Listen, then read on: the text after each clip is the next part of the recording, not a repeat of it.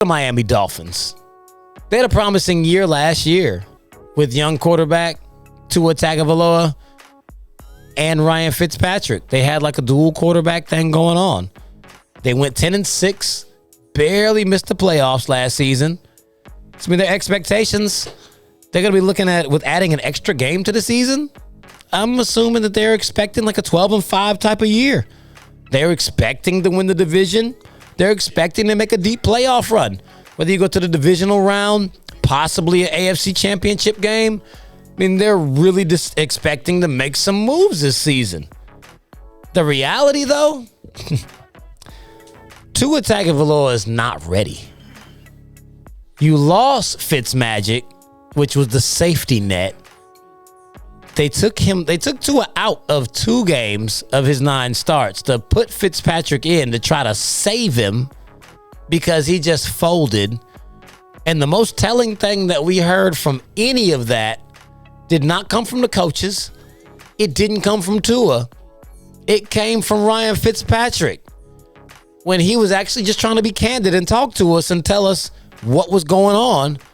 He said he was working with the rook, telling him about the coverages and how to throw guys open because Tua is not comfortable throwing the ball to wide receivers who are not wide open. I mean, I don't know how he's supposed to get over that. Everybody at Bama was open. You don't have those kind of wide receivers anymore. You brought in Jaylen Waddle, but last I checked, he didn't play last year. Bruh. He got hurt the first game.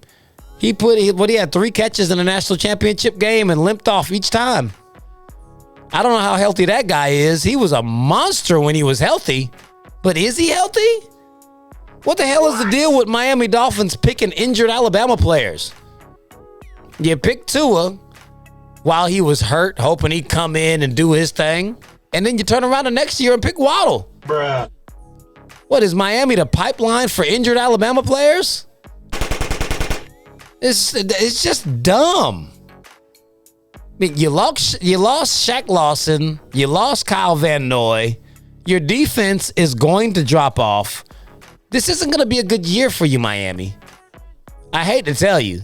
You think 10-6 was good and you're building and you're going to be actually on the way to being legit. No, you're not. Tua's not the quarterback of the future. You didn't make good moves. You got the NFC South. You got to play, I'm not even going to just rattle off the teams. The reason for my record for Miami is because of the way their schedule is scaffolded. Weeks 1 through 5, you start off at New England, then you play Buffalo, then you play at Vegas, then you got the Colts at home, and you go to Tampa Bay. You're going 0-5 to start the season. That's a confidence killer, especially for a young quarterback like Tua. He was 6-3 as a starter last season. For him to come out and start the season 0-5, that's going to be catastrophic to his psyche and his mental moving forward in the season. Then you turn around in week 6 through 10.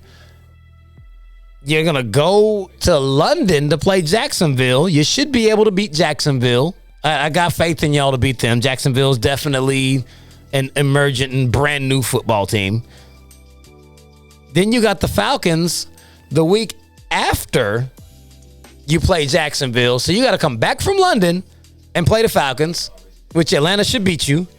Then you go to Buffalo. That's a L. You should be able to take out Houston because for all we know, Deshaun Watson ain't playing. So nobody's picking them to win any games. I mean, that should be a W for everybody. And then you got Baltimore. Not beating them either. So I got you going 2-3 in those 5 games. So now you're 2-8 through 10 games. You're already out of it.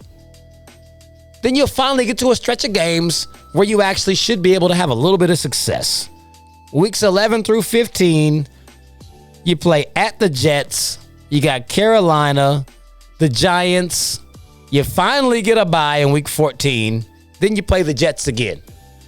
In those 4 games, I'm giving you 3-1. Feel like you should be able to sweep the Jets. I think you can beat the Giants. Then Carolina will be the team that gets you. Just because they have a brand new system They brought in Sam Darnold, who is comfortable playing against you because he spent his entire career playing against the AFC East.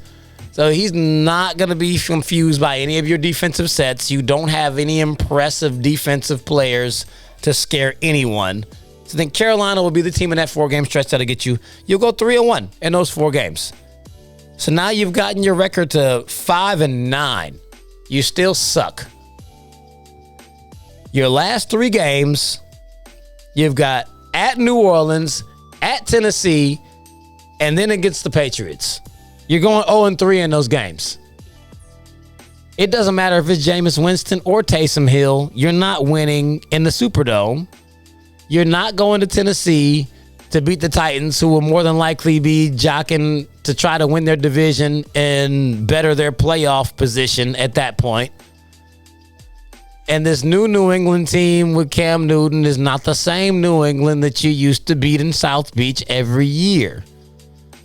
You won't win any of those games. You're going 0-3 in those 3 games. The Miami Dolphins will be 5-12. Extreme regression. You won 10 games last year. You're cutting to 5 games this year. Tua Tagovailoa is going to be on the hot seat. And I know you look at his 6-3 record last season and be like, how can I really just discredit him like he wasn't doing what he was supposed to do to win? It's because of what happened.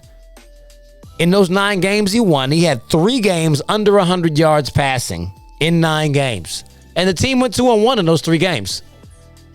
They actually don't need him. Well, they didn't need him last year to throw for a lot of yards to win football games. It was all the defense. The defense was saving him. The defense has gotten worse, and the offense has lost weapons. There's no more Matt Breida either. So, I mean, we look at the couple of games that he had that he actually balled out. He had 2 games over 300-plus yards. He averaged 53 passing attempts per game in those 2 games and 338 yards. I mean, that sounds like he has some really decent numbers. And in a vacuum, yeah, they would be. But he had 3 touchdowns and 4 interceptions in those 2 games combined. And that's because they were down by 20-plus points in the first half of both of those games. He was forced to throw the ball the whole game. You can't rely on Tua to throw the ball that much. I mean, maybe he's gotten much better in training camp because he didn't get an off season and OTAs and everything else to really get himself together. But based off of what we saw last year, there's no reason that I could give him the nod to think that Tua is really the answer. I think Miami dropped the ball this year. They really should have drafted another quarterback. They had the number 3 pick, shouldn't have traded it. Say, hey, if you got it wrong, you got it wrong. Did you not see what the Arizona Cardinals did? They picked Josh Rosen at number 10, turned around the very next season and picked Kyler Murray number 1. You say, hey, we can admit we screwed up. We'll just pick another one and get rid of them. That's what you should have done. And now you're about to pay the price for it. It's a shame. I mean, hey, I don't hate it for you. I'm not a Dolphins fan. Y'all are going to suck this year, and you're really going to be trying to figure out what happened. It's because you went with Tua, let go of Fitz, you let your defense get weaker, and you felt like you had arrived, and you have not. Sad money.